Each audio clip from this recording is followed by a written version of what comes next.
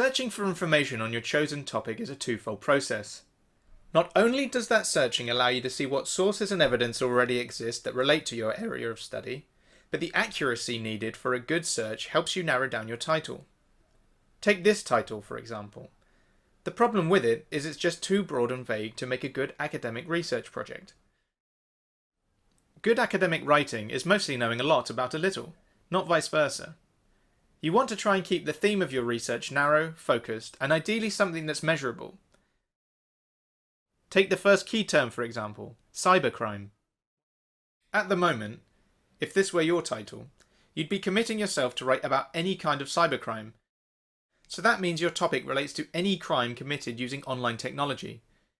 And that is not likely to be one you're going to be able to complete to a satisfactory standard within the typical timescale or word count of a research project.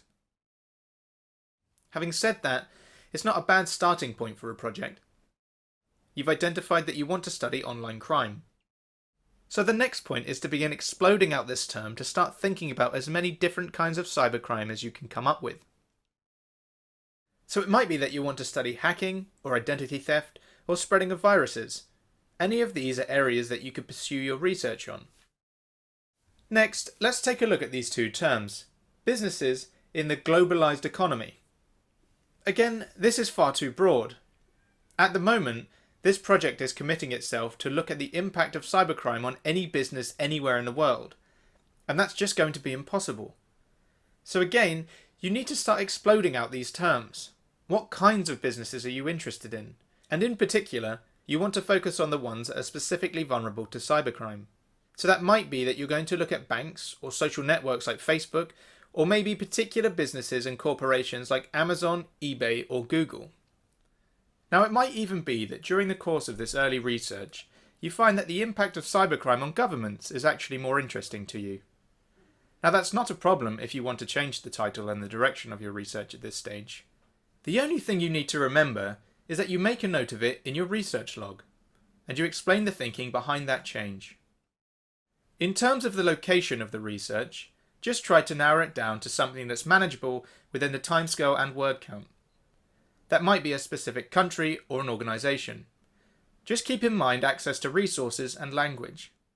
Make sure you're actually going to be able to read the material you're going to get hold of.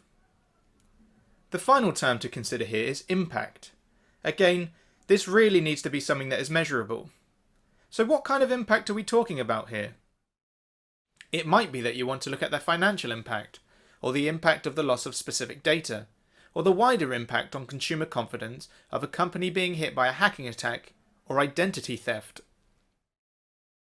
So ultimately, once you've exploded out all of these terms, what you'll have is a much more specific title. To give an example, it could be that what you end up here with is something like, what was the financial impact of the hacking of Google's email service in China?